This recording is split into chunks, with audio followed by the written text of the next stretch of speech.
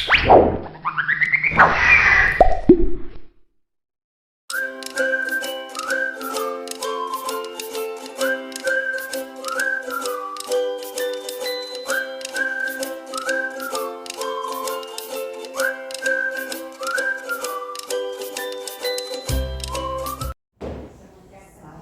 mulai ya Bapak Ibu. Assalamualaikum warahmatullahi wabarakatuh. Salam sejahtera untuk kita semua, khususnya untuk Pak Wid ya, sudah hadir. Terima kasih untuk pada hari ini, pada kesempatan hari ini. Bapak Ibu, di sini saya bukan untuk mengajari atau menggurui Bapak Ibu ya. Di sini hanya berbagi saja, mendiseminasikan hasil pendidikan guru penggerak yang sudah saya ikuti, yaitu tentang budaya positif. Jadi di sini saya ingin berbagi praktik baik terkait materi tentang budaya positif ya Bapak Ibu ya. Nah ini yang pertama, konsep inti ya budaya positif ya. Ada perubahan paradigma belajar, disiplin positif, nilai-nilai kebajikan, kebutuhan dasar manusia, motivasi perilaku manusia, posisi kontrol, keyakinan kelas, segitiga restitusi. Ini yang akan kita pelajari hari ini atau yang akan saya bagikan kepada Bapak Ibu semua ya. Nah ini pembelajaran dengan paradigma baru ya, yaitu pembelajaran dengan paradigma baru merupakan pembelajaran yang dirancang berdasarkan prinsip pembelajaran berdiferensiasi. Bapak Ibu masih ingat berdiferensiasi? Ingat ya.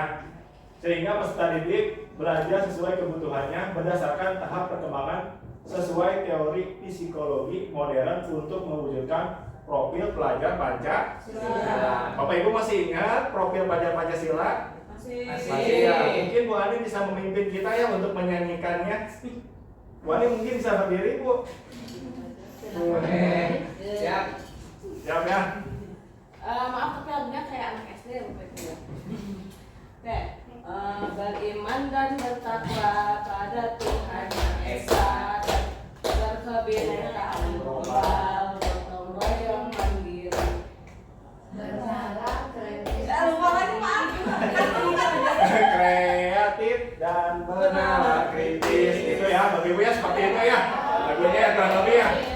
Mungkin Bapak Ibu di SMP maupun SMA mungkin kurang familiar, tapi Bapak Ibu di PAUD, TK, SD mengajarkan kepada anaknya itu melalui nyanyian seperti itu kurang lebih ya. Mungkin Bu Astari juga si kembar ya, mungkin sudah dikenalkan ya di TK Sapa ya, biasanya seperti itu. Nah itu ya. Nah Bapak Ibu, ini ada miskonsepsi tentang teori kontrol ya, ini mungkin yang keliru ya. Padahal kita mungkin sudah sering melaksanakan itu, tapi ternyata keliru gitu konsepnya. Yang pertama, ilusi guru mengontrol murid ya. Kemudian ilusi bahwa semua penguatan positif efektif dan bermanfaat. Ilusi bahwa kritik dan membuat rasa bersalah mampu menguatkan karakter ya, itu ilusi ya ternyata ya. Ilusi bahwa orang dewasa berhak memaksa. Nah itu ternyata keliru ya Bapak Ibu ya. Lanjut. Ini mengubah respon ke teori kontrol ya. Jadi jadinya hukuman kita ubah ke menjadi konsekuensi dan restitusi ya. Contohnya seperti apa ini? Misalkan hukumannya dampak pada murid marah, merasa bersalah, rendah diri, mengasihkan diri ya. Tiba-tiba tidak diharapkan atau sangat melukai, dibuat oleh guru, menyakitkan. Guru menjalani konsekuensi dengan menyalahkan, mengkritik, menyindir, merendahkan, atau yang kita kenal sekarang membuli ya. Nah itu yang ternyata itu keliru ya. Nah ini ada lagi identitas disiplin, konsekuensinya misalkan contohnya kehilangan hak, waktu jeda ya, seorang diri atau time out, penahanan, detention ya, sudah diketahui masuk akal, dibuat oleh guru dan murid atau anak, membantu guru menyatakan peraturan, melakukan peringatan dan menerapkan konsekuensi. Ini yang konsekuensi. Nah yang diharapkan pada budaya positif itu kita melakukan restitusi ya Bapak Ibu ya. Murid atau anak tidak kehilangan waktu, namun bersemangat untuk memperbaiki diri ya. Berupa undangan untuk mengadakan restitusi, dibuat oleh murid atau anak, menguatkan guru, menyebutkan keyakinan kelas, membimbing kerangka acuan berpikir restitusi murid atau anak. Nanti tahapnya seperti apa nanti saya jelaskan ya Bapak Ibu ya. Jadi mungkin sedikit besar nanti Bapak Ibu bisa mengimplementasikannya kepada peserta didik kita di SMA Negeri 6 Karawang. Nah, ini apa sesungguhnya dari disiplin itu sendiri? Nah, dalam rangka menciptakan lingkungan positif, salah satu strategi yang perlu kita tinjau kembali adalah penerapan disiplin di sekolah kita. Apakah telah efektif? Apakah masih perlu ditinjau kembali? Nah ya, kira-kira Bapak Ibu, disiplin di sekolah kita itu sudah efektifkah? Atau perlu ditinjau kembali? Dilihat dari budaya positif yang nanti akan saya sampaikan ya Bapak Ibu ya. Ini disiplin positif ya Bapak Ibu, pengertiannya dari kata disiplina, artinya belajar ya. Atau disiplin positif itu merupakan salah satu cara penerapan disiplin yang bertujuan untuk menumbuhkan kesadaran serta memperdayakan peserta didik tanpa imbalan penghargaan, ancaman atau hukuman ya. Jadi kita mungkin lebih ke hukuman atau ancaman atau penghargaan ya. Ternyata di dalam disiplin positif itu tidak perlu ya Bapak Ibu ya, bahkan tidak diperbolehkan gitu ya. Lanjut. Nah ini ya, disiplin positif. Mungkin kita lebih mengenal, kamu nilai bagus nih, kita kasih reward atau kita kasih pujian. Ternyata di dalam disiplin positif itu tidak usah atau tidak perlu ya. Atau kita memberikan panis atau hukuman ya, ternyata tidak boleh ya. Yang benar itu adalah self awareness. Apa Bu? Mas tadi artinya? Kesadaran diri sendiri. Jadi bagaimana kita memfasilitasi anak bukan melalui reward atau panis. Jadi kita memfasilitasi anak untuk bagaimana dia menyadarkan dirinya sendiri atau dengan cara kesadaran diri ya. Masih bingung ya? Nah, bagaimana caranya? Nanti ada ya. Masih ngambang. Nah, ini nilai-nilai kebajikannya ya. Nilai yang disepakati bersama lepas dari suku, bangsa, agama, bahasa maupun latar belakangnya ya. Ada nilai yang terkandung dalam profil pada Pancasila, ada Ibu Primary Yes Program ya atau PYP. Kalau ini sudah kenal mungkin ya. Kalau ini toleransi, rasa hormat, integritas, mandiri, menghargai, antusias, empati ya, pengetahuan, kreativitas, kerjasama, percaya diri dan komitmen. Kemudian ada keterampilan hidup ya atau life skill, dapat dipercaya, lurus hati ya, pendengar yang aktif, tidak merendahkan orang lain dan memberikan yang terbaik dari diri ya. Itu ya Bapak Ibu ya, nilai-nilainya. Ini kebutuhan dasar manusia. Kebutuhan dasar manusia adalah segala sesuatu yang kita lakukan untuk mendapatkan apa yang kita inginkan. Seluruh tindakan yang kita lakukan memiliki tujuan tertentu dan semua usaha terbaik yang kita lakukan adalah dalam rangka agar kebutuhan dasar kita terpenuhi dengan baik. Sebelum saya menyampaikan contohnya, Bapak Ibu tahu nggak kebutuhan dasar manusia yang Bapak Ibu rasakan? Misalkan contohnya apa?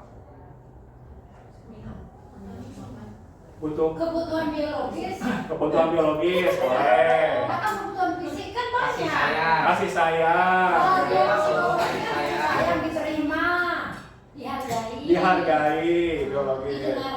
Didengarkan ya. Dianggap ada. Ujub dan bako ya. Ada yang lain Bapak Ibu? Oh, menurut guru ekonomi ya, guru versi kanan sekunder ya. Kebutuhan bertahan hidup. Coba ya, yang Bapak Ibu sebutkan tadi apakah sudah masuk ke dalam kebutuhan dasar manusia menurut teori? Nah ini ya, ternyata ada 5 ya. Butuh kasih sayang. Butuh kasih sayang ya. Mas Sofia yang khususnya ya, yang lagi LDR. Kebutuhan dasar manusia ya. Ada bertahan hidup. Butuh kasih sayang. Kasih sayang, rasa cinta, penguasaan, kebebasan dan kesenangan ya. Tadi kebutuhan tersier sekunder di mana ya maksudnya? Jadi yang Bapak Ibu sebutkan sudah include dan masuk ke dalam 5 kebutuhan dasar manusia. Boleh lanjut Bapak Ibu? Boleh ya. Bebas, kebebasan. Ini motivasi perilaku manusia ya. Ternyata ketika kita berbuat sesuatu ada motivasinya, ada 2 ya. Ada motivasi intrinsik, ada motivasi ekstrinsik. Kalau motivasi intrinsik untuk menjadi orang yang mereka inginkan dan menghargai diri sendiri dengan nilai-nilai yang mereka percaya. Misalkan saya percaya kalau saya disiplin, berarti nilai saya atau value saya berkualitas baik. Misalkan saya datang tepat waktu, tanpa melihat, pengen lihat orang lain, takut ditegur bapak kepala misalkan. Jadi sudah menjadi cerminan saya bahwa disiplin itu baik, ya, tanpa ada tekanan dari luar ya, atau pengen dilihat oleh orang lain ya. Misalkan Bu Krisna, saya PKWU masak dengan baik. masak dengan baik, Demi misalkan. suami. Apa namanya teh? Ramuan itu ya. Bahan-bahannya harus sesuai dengan ketentuan ya. Garamnya, itunya kan, itu kan Iya, lebih ke PKWU. motivasi intrinsik ya. Jadi keyakinan yang dia miliki dalam dirinya gitu. Jadi harus seperti itu gitu. Dipegang teguh. Terus motivasi intrinsik kebalikannya, untuk menghindari ketidaknyamanan atau hukuman. Misalkan nih Bu Asari datang ke sekolah telat, atau dia tepat waktu di jam 6. Mawin itu. Oh, Mawin ya. Misalkan nih Mawin ini datang ke sekolah jam 7 ya ke sekolah karena takut ditegur oleh sekolah, atau misalkan takut ditulis oleh tim piket. Nah, itu ada nama. Nah, itu ya. Tapi itu motivasinya ekstrinsik. Atau untuk mendapatkan imbalan atau penghargaan dari orang lain. Misalkan nih datang nih PMM hayang diheula misalkan ya. Biar dapat rewards ke orang pertama. Nah, itu ya. Jadi itu ya Bapak Ibu ya, motivasinya ada dua, ada intrinsik dalam diri, ada ekstrinsik. Itu menghindari ketidaknyamanan atau hukuman dan penghargaan dari orang lain ya. Boleh lanjut Bapak Ibu? Lanjut ya. Selanjutnya ini ada hukuman, konsekuensi, dan restitusi. Ini ada perbedaannya Bapak Ibu ya. Ini yang mesti kita hindari, yaitu berupa hukuman ya. Tidak terencana dan tiba-tiba. Kamu ya tidak mengerjakan tugas. Nah itu kan kayak tiba-tiba ya. Jadi memarahi anak gitu ya. Terus murid tidak tahu apa yang akan terjadi dan atau tidak dilibatkan. Bersifat satu arah. Jadi tidak ada komunikasi dua arah. Jadi kayak memarahi gitu ya, penghukum gitu. Berupa hukuman fisik maupun psikis ya. Kalau konsekuensi terencana disepakati sesuai peraturan. Misalkan nih kita sudah buat peraturan kelas atau pimpinan kelas di dalam kelas. Mawin masuk ke dalam kelas 12.8. Biasanya kan di awal pertemuan ada kesepakatan kelas ya anak-anak. Bapak biasanya melaksanakan ujian setelah bab 1 habis. Tugas ini syarat untuk mengikuti ulangan. Jadi ada kesepakatan sebelumnya. Jadi ketika anak sudah tahu kesepakatan, tahu konsekuensinya, misalkan nih, saya bab 1 syarat untuk mengikuti ulangan, kalian harus mengerjakan tugas ini. Ketika kalian tidak melaksanakan salah satunya, berarti kalian tidak bisa mengikuti ulangan. Jadi ada konsekuensinya. Jadi kesepakatan yang sudah kita buat sebelumnya dengan anak. Murid tetap dibuat tidak nyaman ya, karena mungkin ada konsekuensinya. Sikap guru selalu monitor murid ya, mungkin tadi contohnya seperti itu. Ya lebih baiknya seperti ini kita harapkan, yaitu restitusi ya, proses menciptakan kondisi bagi murid untuk memperbaiki kesalahan. Proses kolaboratif yang mengajarkan murid untuk mencari solusinya sendiri ya. Nanti ada tahap-tahap restitusi ya Bapak Ibu ya. Boleh lanjut Bapak Ibu? Boleh. Ini ada 5 posisi kontrol ya guru. Mungkin secara garis besar Bapak Ibu sudah melakukan tapi tidak bisa merasakan. Misalkan nih sebagai penghukum, Ya. mungkin kita pernah melakukan kan, tapi dalam diri kita tidak merasakan. Iya kan? Padahal pernah kan ya? Nah. Bu Indri misalkan nih, Mama Ilyas, siapa ya dulu teh? Ayang, Bunda Ayang misalkan nih jarang masuk. Kamu udah masuk. Nah, secara langsung ternyata Bu Indri ini sebagai posisi kontrol penghukum, pemantau nih misalkan Bu Lydia piket, ada anak terlambat, itu memantau. Bukan anak dia absen terus. Nah, misalkan seperti itu pemantau. Absennya juga Senin Kamis. Biasanya kalau pemantau itu landasannya dari aturan sekolah yang sudah dibentuk. Iya. Jadi dia menegurnya itu berdasarkan aturan. Misalkan nih, Bu Lydia piketnya, kamu telat nih, kamu tahu nggak aturan sekolah jam berapa masuk? Nah, itu pemantau. Emang nggak boleh. Bisa seperti itu. Pembuat merasa bersalah, kamu ya tidak mengerjakan tugas ya, kamu mau gimana nanti ke depannya lah. Jadi membuat bersalah terus ya. Jadi seperti itu. Kalau manajer dia bisa sebagai pemantau, bisa sebagai teman. Ya, nanti ada contohnya. Jadi manajer itu dua kolaborasi, pemantau dan teman ya. Kalau teman mungkin kita bisa sharingnya mungkin Bu Muti dengan tim jurnalis, diskusi kayak teman lah gimana gitu ya. Atau Bu Astari atau Bu Krisna gitu. Buat video. Ya buat video atau apa, buat pembelajaran atau buat kegiatan apa yang menarik buat mereka jadi diskusi gitu. Nah manajer ini yang kita di dalam apa kontrol itu yang bisa diharapkan dalam diri kita. Karena apa? Karena manajer ini dia bisa sebagai teman, bisa sebagai pemantau, ya. Dia bisa sebagai ini. Biasanya apa? Biasanya ini lebih ke kepala sekolah. Tapi guru apakah bisa? Bisa. Tapi lebih banyak ke kepala sekolah sih. Kalau manajer itu. Gitu ya Bapak Ibu ya. Boleh lanjut? Lanjut ya. Ini contohnya Bapak Ibu ya. Kasusnya siswa tidak memakai atribut lengkap satu pacar bendera. Kalau sebagai penghukum, hormat pada bendera selama 1 jam. Nah, ya, Mawid misalkan. Kamu berdiri sana, katanya. Sampai wali kelas Hormat. tersebut. Nah, sampai wali kelas tersebut. Terus ini pembuat merasa bersalah. Berapa kali Bu atau Bapak harus memberitahu kamu ya? Kamu selalu saja mengecewakan Ibu atau Bapak. Nah, seperti itu. Dia membuat masalah terus. Ya. Nah, pertanyaannya kalau anaknya nggak sadar diri itu gimana? Nah, nanti ada namanya restitusi. Restitusi ya Bapak Ibu ya. Sadar, gue bingung juga itu. Nanti ada restitusi ya. Lanjut ya. Lanjut. Ini kasus yang kedua. Siswa tidak memakai atribut. Masih sama ya? Sama. Cuman ini kalau teman, ayo dong ya. Ada kata ayo dong ikuti aturan sekolah. Tolong bantu ibu atau bapak ya kali ini ya. Gitu. Jadi ada kata friendly. Apa ya bahasa Inggrisnya? Iya friendly ya. Friendly. Ya sudah tidak apa-apa. Lain kali jangan sampai berbuat seperti itu lagi ya. Gitu ya. Itu. Biasanya diulang sih. Ya.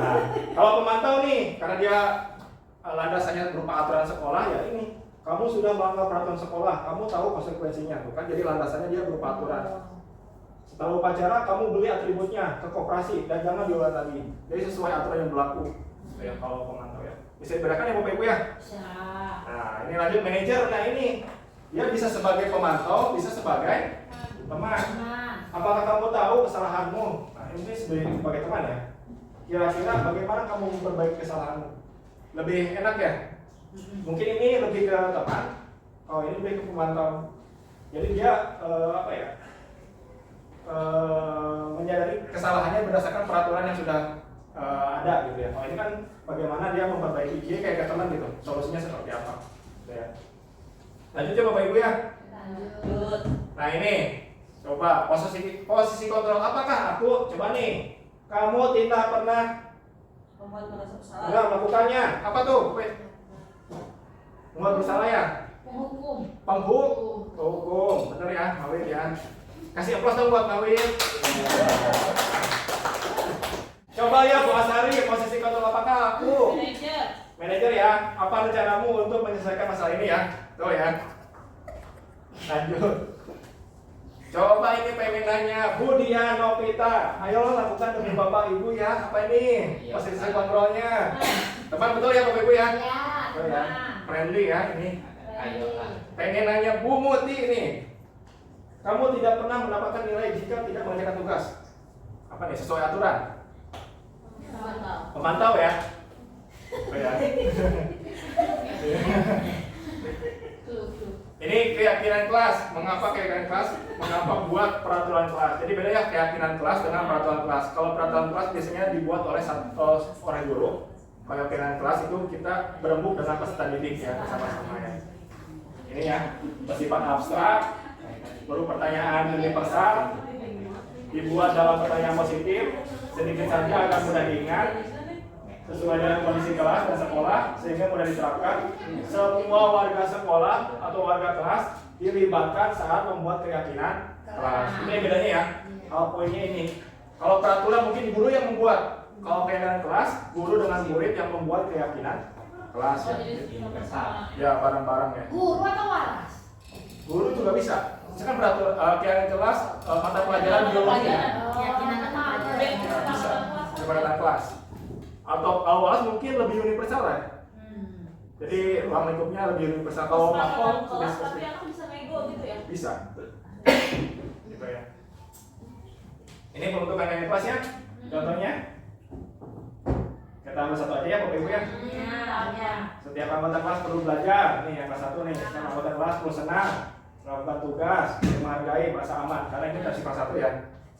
Gitu ya. Jadi udah disepakati oleh semua warga kelas tersebut gitu ya. Permapel ya. Bisa per mapel, bisa walas juga. Lanjut, segitiga restitusi ya, yang tadi sering disinggung ya. Restitusi suatu proses dialog ya, yang dijalankan oleh guru agar dapat menghasilkan murid yang mandiri dan bertanggung jawab. Ada 3 tahap ya: menstabilkan identitas, validasi tindakan yang salah, menanyakan keyakinan. Itu prosesnya ya.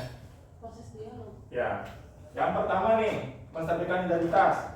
Berdasarkan prinsip membuat kesalahan adalah bagian dari proses pembelajaran ya. Misalkan nih, berbuat salah itu wajar. Misalkan kita panggil dulu anaknya, tanyakan dulu, menstabilkan dulu identitasnya. Kenapa gitu ya?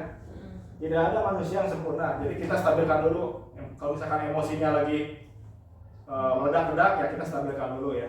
Oh, tidak judgment ya berarti. Ya, tidak menjudge. Ibu atau bapak tidak mau mencari siapa yang salah, tapi ibu atau bapak ingin mencari solusi dari permasalahan ini. Jadi seperti itu ya. Kamu berhak merasa begitu, gitu ya. Setiap orang pasti pernah bersalah. Begitu juga dengan bapak. Jadi bagaimana kita menstabilkan dulu identitas anak tersebut gitu. Jangan langsung, kenapa kamu kayak gitu ya? Kamu tahu nggak aturan di Sekolah SMA Negeri Karawang? Harus berpakaian rapi, rambut nggak gondrong, apalagi ya, nggak bedakan, ya, dan lain sebagainya. Jadi stabilkan dulu identitasnya ya. Lanjut, validasi tindakan yang salah. Nah, ini ya, berdasarkan prinsip setiap perilaku berupaya memenuhi suatu kebutuhan tertentu. Jadi setelah kita stabilkan identitasnya, kita baik-baik menanyakan alasan. Pasti ada sebab akibat dia melakukan tindakan tersebut. Misalkan nih, kamu pasti punya alasan mengapa melakukan hal itu. Misalkan dia bolos nih, kenapa sih kamu kayak gitu? Pasti punya alasan. Misalkan apakah dia ban bocor ternyata mau ke sini, atau mengantarkan adiknya kan bisa aja, atau HP-nya error ketika pesan Grab, bisa saja kan ya Bapak Ibu ya. Jadi kita menanyakan nih, padahal kamu bisa melakukan yang lebih buruk dari yang ini ya. Kamu patut bangga karena telah melindungi sesuatu yang penting buatmu ya. Kamu yang melakukannya karena mempertahankan sesuatu yang penting bagimu ya. Jadi seperti itu. Ya. Oke ya Bapak Ibu ya. Ini tahap yang terakhir. Ini menanyakan keyakinan. Keyakinan yang sudah kita sepakati sebelumnya. Jadi ketika dia sudah tahu alasan kenapa dia tersebut, kita sangkut pautan ke keyakinan kelas misalkan. Kamu tahu nggak keyakinan kelas yang kita sudah sepakati bersama? Misalkan dia datang telat nih, kita sudah restitusi, tahap 1 2, baru kita tanya keyakinan. Kamu tahu nggak keyakinan kelas? Tidak boleh datang terlambat kan? Iya. Kamu tahu nggak itu keyakinan apa yang kamu langgar? Misalkan kedisiplinan. Jadi seperti itu. Dari sini kita tahu apa nih solusinya. Jadi solusinya jangan dari kita, tapi dari anak. Kan tadi di awal ya, ada nggak boleh panis atau hukuman, tidak boleh membeli reward, tapi harus apa tadi bahasa teh? Awareness, self-awareness, berdasarkan kesadaran diri. Jadi solusinya itu datang dari siswa tersebut, dirinya sendiri gitu ya. Gitu ya. Terus lanjut ya Bapak Ibu ya. Nah ini contohnya nih. Saya namanya Abel. Dia telat nih. Si Abel mukanya di sini dengan di kantin beda ya. Itu suatu kesalahan bukan? Baik, Abel ya. Berbuat kesalahan itu manusiawi. Setiap orang pasti pernah berbuat kesalahan. Yang terpenting, Nah ini menstabilkan itu sebenarnya. dari kesalahan tersebut dan berusaha untuk memperbaikinya. Setuju nggak, Bang? Nah, sekarang kita cari solusinya ya. Abel sering datang terlambat, pasti punya alasan. Saya kesalahan. Saya kesalahannya apa? Apa? Alasan dia berbuat salah atau apa? Karena dia katanya main game. Tahu nggak? Jadinya dia terlambat. Alasannya. Kalau terlambat datang ke sekolah, sesuai dengan keyakinan sekolah kita atau tidak? Nah, ini keyakinannya. Tidak ya. Menurut kamu, keyakinan sekolah apa yang sudah kamu langgar? Nah, tanya. Ingat Pak, Jadi dia jawab sendiri kamu apa yang dilanggar. itu penting. Self-awareness Kamu namanya. tidak. Kalau membuat kamu datang ke sekolah tepat waktu dan menghargai waktu,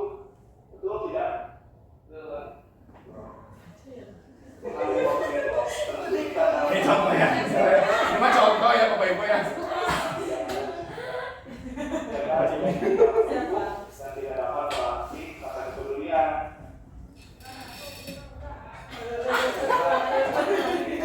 Itu siapa yang kenapa nggak lihat dia masuk dulu? Tunggu. Nah, habis ini kita tanya solusinya ke anaknya. Apa yang akan kamu lakukan Nah. agar kamu tidak datang terlambat? Nah, set awareness, jadi menanyakan solusi terkait kesalahan dia. Baik, Abel, kamu sudah menemukan solusinya dan Bapak akan bekerjasama dengan orang tua kamu agar kamu tidak terlambat lagi ke sekolah sekarang. Silakan ke kelas ya. Coba. Ini contoh ya Bapak Ibu ya. Contoh ya. Assalamualaikum warahmatullahi wabarakatuh. Nama saya Beka Saputra Baiswa dari kelas 10. Terima kasih Pak Guru. Saya senang sekali dapat diajak diskusi dengan Bapak untuk menemukan solusi atas kesalahan yang telah saya lakukan. Saya janji tidak lagi dan saya janji tidak membegadang supaya tidak terlambat sekolah. Nah, seperti itu ya Bapak Ibu ya. Jadi diharapkan Bapak Ibu melakukan jangan sebagai penghukum atau konsekuensi. Jadi kita menggunakan sistem restitusi tadi ya. Ya. Ini penutup dalam penerapan program disiplin positif. Hendaknya guru memiliki standar kepribadian profesional dan sosial yang baik di mana guru mampu merefleksikan dirinya ya dalam posisi kontrol saat ini. Bagaimana perjalanan dirinya sebagai AMO atau manajer ya. Jadi diharapkannya sebagai manajer kita karena kita bisa sebagai teman maupun pemantau tadi ya. Yang menuntut murid-muridnya menjadi insan yang mandiri, merdeka, dan bertanggung jawab. Oh, ya. Terima kasih Bapak Ibu ya atas waktunya. Semoga bisa menjadi gambaran atau pengalaman ilmu baru untuk Bapak Ibu yang bisa diberikan ke Bapak Ibu ya. Saya tutup. Terima kasih. Assalamualaikum warahmatullahi wabarakatuh. Waalaikumsalam warahmatullahi wabarakatuh.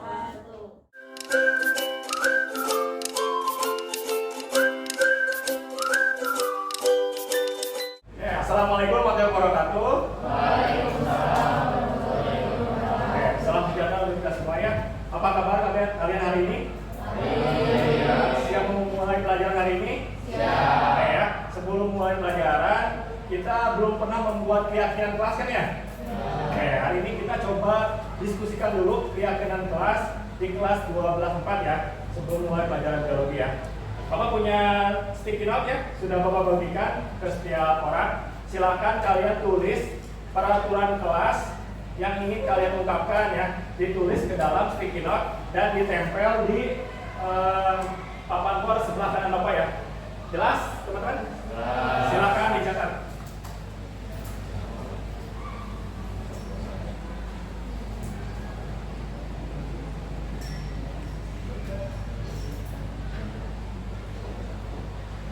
Yang sudah menulis, silakan ditempel ke depan ya, langsung saja di sini.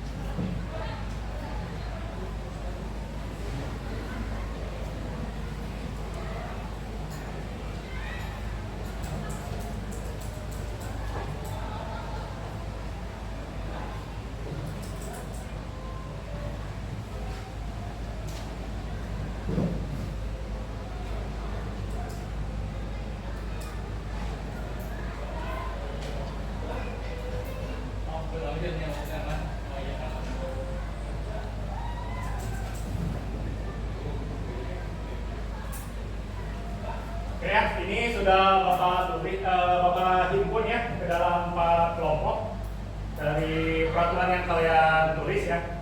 Ini masuk dengan tepat waktu ya. Oke ya. Terus melaksanakan piket secara rutin sesuai jadwal yang telah ditetapkan ya. Terus ini mungkin bertanggung jawab dengan makanan dan jajanan masing-masing dan buang sampah pada tempatnya ya, yang bersama. Disiplin dalam berpakaian, tidak menggunakan aksesoris, make up secara berlebihan, ini sama ya, satu karakter. Yang terakhir ini menghargai ya, menghargai pendapat atau memperhatikan pada saat guru belajar ya. Nah ini sudah kita tentukan ya peraturan kelasnya, tapi ada beberapa peraturan yang mungkin belum memiliki ke dalam kalimat positif ya. Kita tulis ya, masuk datang tepat waktu ya, pertama mungkin ya, datang tepat waktu ya. Kemudian melaksanakan tiket secara rutin ya, sesuai jadwal pelajaran sesuai jadwal yang telah ditetapkan ya. Ya udah positif ya. Sesuai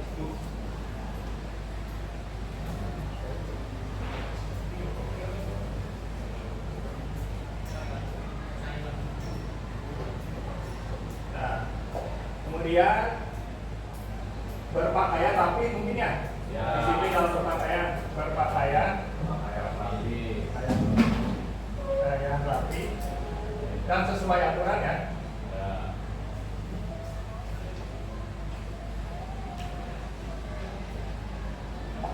Terus yang terakhir mendengarkan guru dan menghargai pendapat teman ya.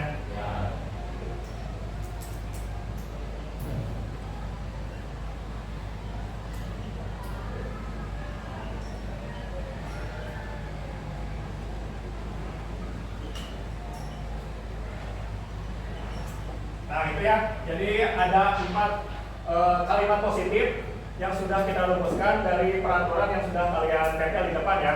Yang pertama, datang tepat waktu. Yang kedua, melaksanakan tiket sesuai jadwal yang telah ditetapkan ya. Yang ketiga, berpakaian rapi dan sesuai aturan ya. Yang keempat, mendengarkan guru dan menghargai pendapat teman ya. Nah ini kalimat positif yang sudah kita rumuskan. Sekarang kita diskusikan keyakinan atau nilai kebajikan apa yang terkandung pada kalimat positif tersebut ya. Yang pertama dulu, datang tepat waktu. Nilai kebajikan apa? Disiplin ya. Disiplin. Melaksanakan tiket sesuai jadwal yang telah ditetapkan. Bertanggung jawab ya.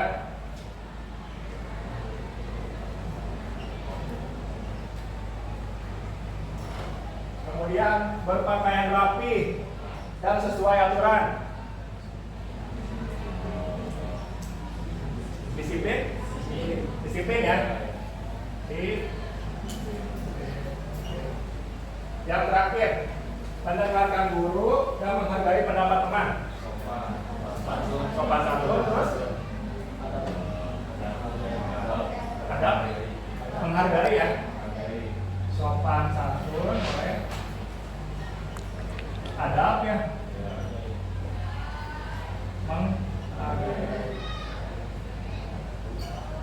Nah itulah ya.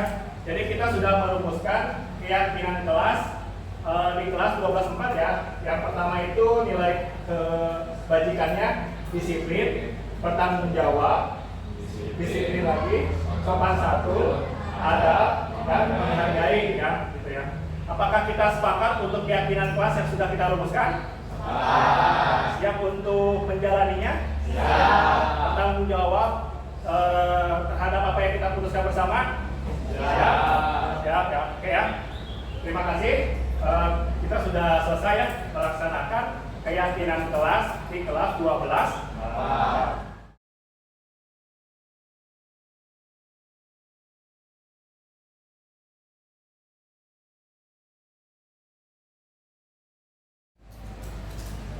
Baik, anak-anak ya, karena kita sudah merumuskan keyakinan bersama ya di kelas 12.4, angka lebih baiknya silakan kalian menandatangani ya kesepakatan bersama keyakinan kelas yang sudah kita rumuskan bersama ya.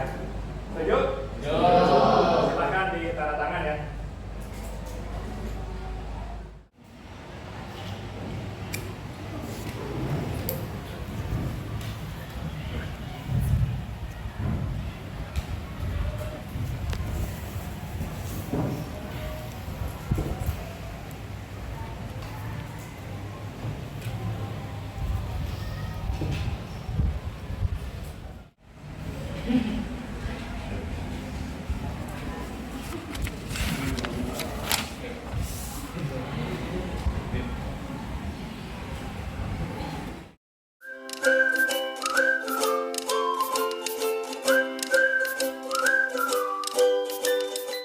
Assalamualaikum warahmatullahi wabarakatuh. Perkenalkan, nama saya Dija Munisi. Saya dari kelas 12.4. Saya senang sekali diajak berdiskusi oleh Pak Alfian untuk merumuskan keyakinan kelas. Di sini semoga saya bisa melaksanakannya dengan penuh tanggung jawab. Terima kasih. Assalamualaikum warahmatullahi wabarakatuh. Perkenalkan, nama saya Bilal Gugus Panji Ramadan. Saya dari kelas 12.4. Saya senang sekali berdiskusi bersama Pak Alfian mengenai nilai keyakinan kelas. Sebelumnya, kelas saya belum ada yang namanya nilai keyakinan kelas. Nah, oleh karena itu, dengan adanya nilai keyakinan kelas saya menjadi disiplin, bertanggung jawab, sopan santun, adab, dan menghargai pendapat orang lain.